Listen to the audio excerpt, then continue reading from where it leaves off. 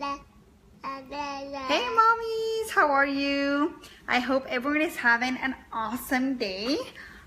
Today I decided to do something pretty for me. So I'm wearing my earrings that I haven't worn for like probably years, but they make me feel nice and pretty, so I'm gonna wear them today. So today I wanted to talk to you moms about, come on Isaac, you're all the way down there. I wanted to talk to you moms about something that we don't usually talk about, because we always talk about how to boost your milk supply and different things that you can do. But did you know too that there's a lot of common everyday foods that can also cause your milk supply to drop?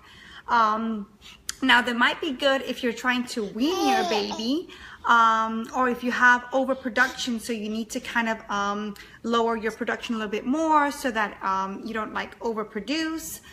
Maybe you have problems with like an over, what do you call it? Like an overproductive letdown. So these can be good for you, but if you are, struggling with your milk supply, or if you just started breastfeeding, so you're just starting to establish your milk supply, which usually takes around 40 days to like 60 days. So these are foods that you definitely don't want to be eating, okay? So the first one of those is parsley. And we use parsley in a lot of different things for cooking and things like that. You would have to eat it in quite a lot of like a big quantity for it to actually like affect your milk supply, like for your milk supply to drop. But there's a very common food that we eat a lot now that, Mediterranean food is kind of popular, like hummus and things like that. And it's actually tabbouleh. I think that's how you pronounce it. It's like a Mediterranean salad, and it's made with like couscous and with a lot of parsley and tomatoes, and it's super yummy, and it has olive oil too, so it's very healthy and it's very yummy, but it has a lot of parsley, so you definitely don't want to be eating that, especially like I said, if you just started to breastfeed and you just had your baby, so like you're in the postpartum period, you don't want to be eating that during this time, or if you have issues with low milk supply. Anything else, a little bit of parsley sprinkled on some salmon or something like that is fine. But like I said, you just want to watch out too much quantities. Something else that you may not think of is also peppermint and spearmint, okay? And or just general mint, really. So if you eat a lot of like candies, like breath savers and things like that, again, you want to watch out for those, especially like candies with mint. I used to go through a whole pack during the day. I just like to have something in my mouth instead of gum. So just be careful with those, especially the ones that have the actual like peppermint oil and things like that. Just be very careful with those. And if you have like a lot of things with mint, I know there's a lot of different like juices and smoothies you can make with mint. So you just want to watch out with that too.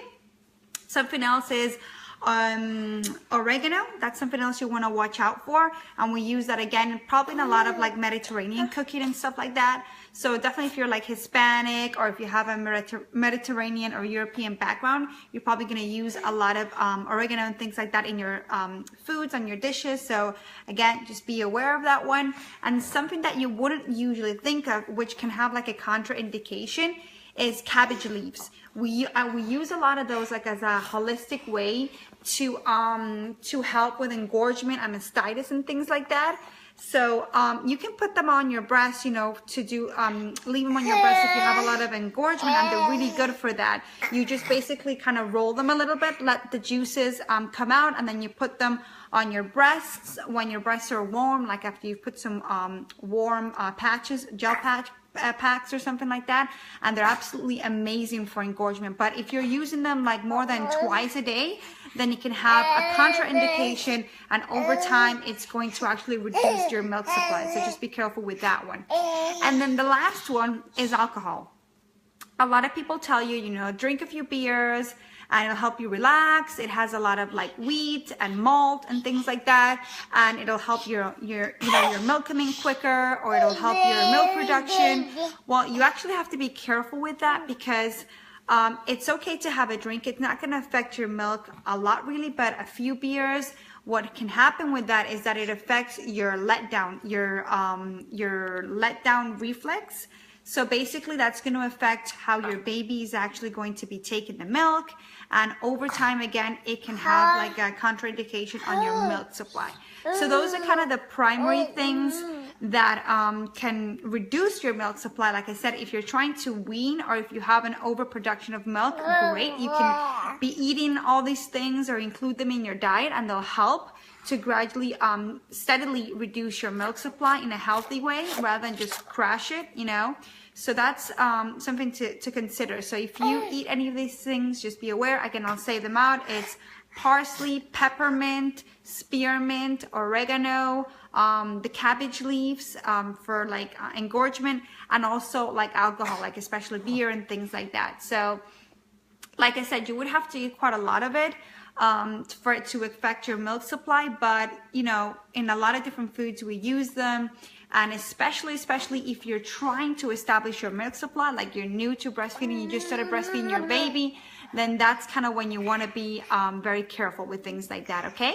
Let me know if there's anything else that you know about in regards to reducing milk supply, that maybe you've noticed you've been eating a lot of this or a lot of that, and you've noticed like a reduction in your milk supply.